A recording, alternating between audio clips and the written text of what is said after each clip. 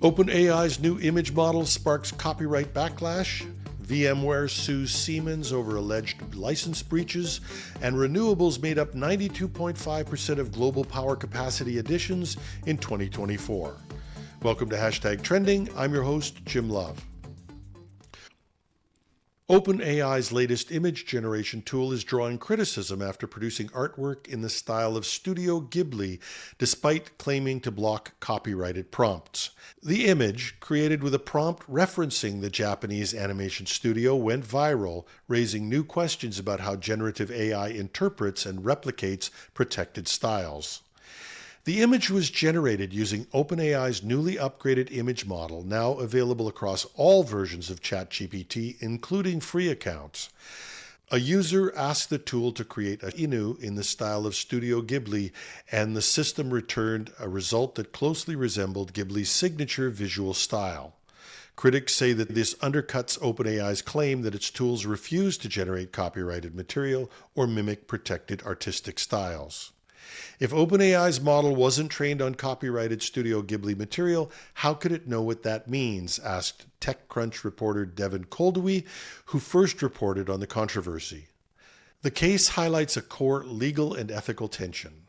AI models claim to avoid copying, but their ability to reproduce distinct styles suggests otherwise. And this backlash lands just as OpenAI's executives, including CEO Sam Altman, are pressing governments to relax copyright rules on AI training. In recent comments to regulators and policymakers, Altman has warned that strict copyright enforcement could limit U.S. progress in AI development, potentially giving countries like China a strategic edge in the field. The case is part of a growing pattern. The New York Times and multiple artist groups have filed lawsuits alleging that AI developers used copyrighted content without permission in training their systems. U.S. and European lawmakers are now considering regulations that would require companies to disclose their training data sources and label AI-generated content more clearly. Now, to be fair, OpenAI is not the only image generator of this caliber. Gemini 2.5 has similar capabilities, and there are others. But OpenAI is seen as the icon, if not the leader in generative AI, and where they go, the U.S. industry goes. VMware has filed a lawsuit against Siemens, accusing the German conglomerate of using its software beyond the limits of their license agreements and refusing a contractual audit. The case, filed in U.S. District Court in Northern California, is the first major enforcement action since Broadcom acquired VMware in 2023. According to the complaint, Siemens failed to provide a complete list of its VMware product deployments and denied an audit request intended to verify license compliance.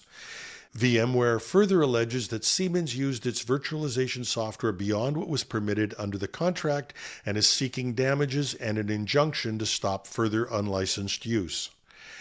The legal action comes at a time when Broadcom, VMware's parent, is making sweeping changes to VMware's licensing model.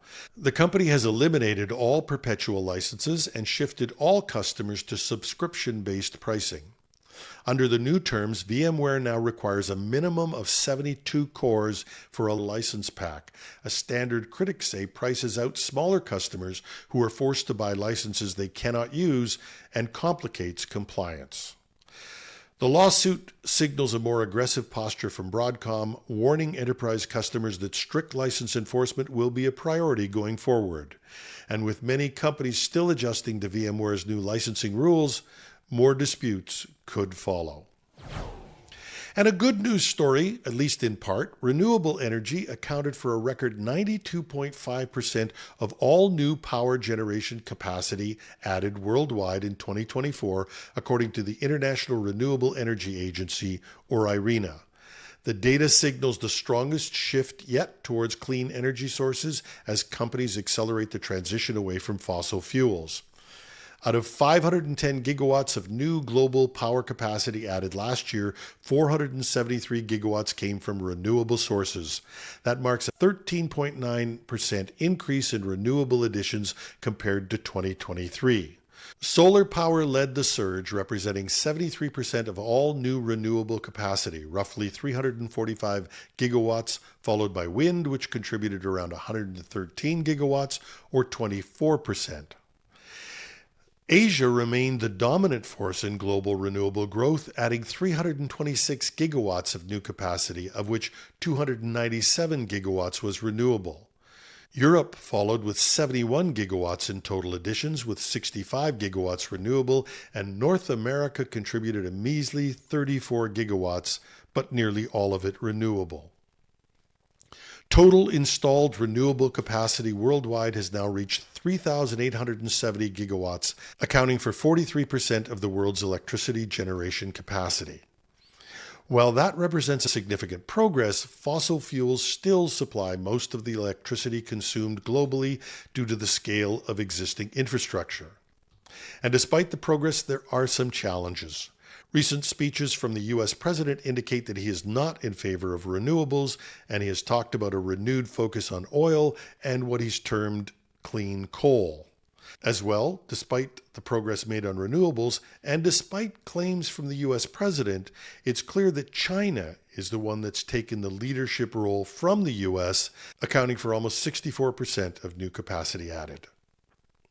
The downside is that the world needs to do much more and to reach 11,200 gigawatts of power capacity from renewables by 2030 in order to meet global climate goals.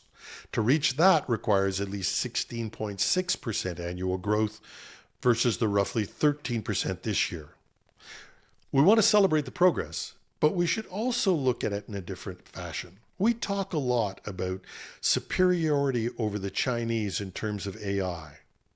Wouldn't it be nice if we could talk about beating them at renewable energy? Just a thought. That's our show for today. I'm your host, Jim Love. Have a fabulous Friday.